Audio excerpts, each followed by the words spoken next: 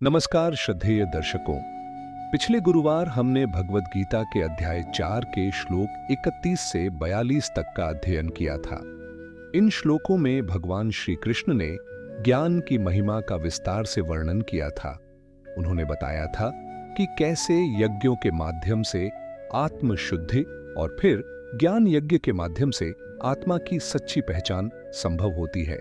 यह भी समझाया गया कि ज्ञान ही वह अग्नि है जो सभी कर्मों को भस्म कर देती है, और जिसने यह ज्ञान प्राप्त कर लिया वह इस संसार के बंधनों से मुक्त हो जाता है। अंत में श्री कृष्ण ने यह भी स्पष्ट किया कि संदेह युक्त मन वाला व्यक्ति कभी शांति नहीं प्राप्त कर सकता, और इसलिए श्रद्धा एवं विश्वास के साथ ज्ञान प्राप्त करना ही मोक्ष का मार्ग है। आज हम भगवद गीता के अध्याय 5 के पहले 10 श्लोकों का गहन अध्ययन करेंगे।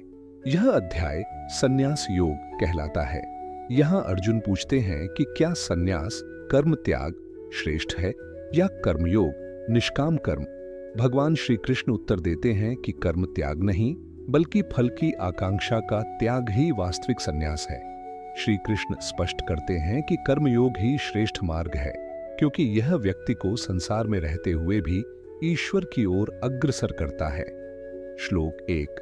अर्जुन उवाच संन्यासम कर्मणाम कृष्ण पुनर्योगम च शंससि यच्छ्रेय एतयोरेकम तन्मय ब्रूहि सुनिश्चितम। भावार्थ, अर्जुन कहते हैं, हे कृष्ण, आप कभी कर्म का त्याग संन्यास श्रेष्ठ बताते हैं और कभी निष्काम कर्मयोग की प्रशंसा करते हैं। कृपया निश्चित रूप से बताइए कि इन दोनों में श्रेष्ठ मार्ग कौन सा है। व्याख्या। अर्जुन अभी भी भ्रमित हैं। वे चाहते हैं कि भगवान स्पष्ट करें, क्या संसार छोड़कर ध्यान मग्न हो जाना श्रेष्ठ है या कर्म करते हुए भी मोक्ष संभव है। श्लोक 2। श्री भगवान उवाच संन्यास कर्मयोगश निःश्रेयस्करावुभौ तयोस्तु कर्म संन्यासात् कर्मयोगो विशिष्यते।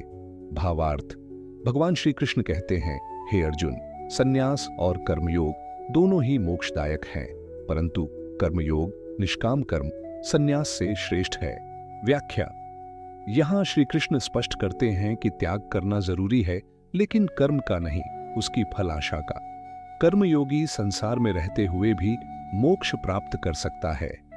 श्लोक 3। झेय स नित्य सन्यासी यो न द्वेष्टि न कांक्षति निर्द्वंद्वो ही महाबाहो सुखम बंधात प्रमुच्यते।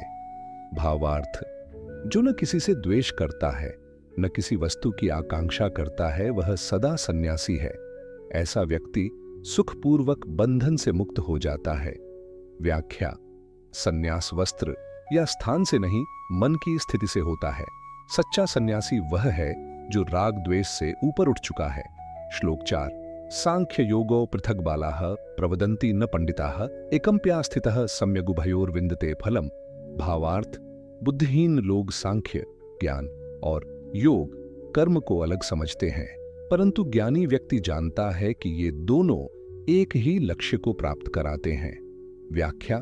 सत्य यही है कि चाहे कोई ज्ञान से चले या कर्म से, दोनों मार्ग आत्मशुद्धि और मोक्ष की ओर ले जाते हैं, यदि दृष्टिकोण शुद्ध है। श्लोक 5। यत् सांख्यः प्रापिते स्थानम तद्योगैरपि गम्यते एकम सांख्यम च योगम चेय पश्यति स पश्यति। भावार्थ, जो स्थान मोक्ष ज्ञान से प्राप्त होता है वह कर्मयोग से भी प्राप्त हो सकता है। जो ज्ञान और कर्म को एक समान देखता है वही सही देखता है। व्याख्या। ज्ञान और कर्म दोनों ही मार्ग अलग प्रतीत होते हैं, लेकिन उनका अंतिम लक्ष्य एक ही है, परमात्मा की प्राप्ति। श्लोक 6। संन्यासस्तु महाबाहो दु खमाप्तुमयोक्तः योगयुक्तो मुनिर्ब्रह्म न चिरेणाधिगच्छति। भावार्थ, हे अर्जुन, केवल कर्म का त्याग बिना योग के करना कष्टदायक है, परंतु जो व्यक्ति कर्मयोग में स्थित है वह शीघ्र ही ब्रह्म को प्राप्त कर लेता है। व्याख्या। कर्म त्याग कर कोई पर्वत पर बैठ जाए लेकिन उसका चित्त अशांत हो तो वह मुक्त नहीं हो सकता, परंतु कर्मयोगी शांति और ध्यान के साथ संसार में रहकर ही मुक्ति पा सकता है। श्लोक 7। योगयुक्तो विशुद्धात्मा विजितात्मा जितेंद्रिय सर्वभूतात्म भूतात्मा कुर्वन्नपि न लिप्यते। भावार्थ, योग में स्थित शुद्ध आत्मा वाला जिसने मन और इंद्रियों को वश में कर लिया है, वह सब प्राणियों में आत्मा को देखने वाला होकर कर्म करता है, फिर भी उसमें लिप्त नहीं होता। व्याख्या: सच्चा योगी हर प्राणी में ईश्वर को देखता है। वह कर्म करता है, पर कर्मफल की आकांक्षा न होने से उसमें बंधता नहीं। श्लोक 8 से 9। नैव किंचित करोमीति युक्तो मन्येत तत्त्ववित् पश्यन् शृण्वन् स्पृशन् जिघ्रन् नश्नन् गच्छ नन् स्वपन् श्वसन् प्रल्पन् विसृजन् गृह्णन् उन्मिषन् निमिषन् नपि इंद्रियाणि इंद्रियार्थेषु वर्तन्त इति धारयन्। भावार्थ: सच्चा ज्ञानी यह समझता है, मैं कुछ नहीं कर रहा हूं। वह देखता है, सुनता है, स्पर्श करता है, भोजन करता है, चलता है, सोता है, श्वास लेता है, लेकिन जानता है कि ये सब इंद्रियां अपने अपने विषयों में कार्य कर रही हैं। व्याख्या: यह आत्मसाक्षी भाव है। कर्म करते हुए भी मैं करता हूं का अभिमान नहीं होता। यही कर्मयोग का रहस्य है। श्लोक 10। ब्रह्मण्याधाय कर्माणि संगम त्यक्त्वा करोति यः लिप्यते न स पापेन पद्मपत्रमिवाम्भसा। भावार्थ: जो व्यक्ति अपने सारे कर्म ब्रह्म को अर्पित कर देता है और आसक्ति त्याग कर कर्म करता है, वह पाप में नहीं लिप्त होता। जैसे कमलपत्र जल में रहकर भी अछूता रहता है। व्याख्या: कर्म करें, लेकिन उसे ईश्वर को समर्पित करें। ऐसा कर्म योगी संसार में रहते हुए भी संसार से ऊपर उठ जाता है। निष्कर्ष: इन 10 श्लोकों का सार है, कर्म से भागना संन्यास नहीं, बल्कि निष्काम होकर कर्म करना ही श्रेष्ठ योग है। जो व्यक्ति राग द्वेष से मुक्त होकर मन और इंद्रियों को संयमित करके सब में परमात्मा को देखता है, वह संसार में रहते हुए भी मुक्त हो जाता है। कर्मयोगी जानता है कि मैं कुछ नहीं कर रहा, सब इंद्रियां स्वाभाविक रूप से कर्म कर रही हैं।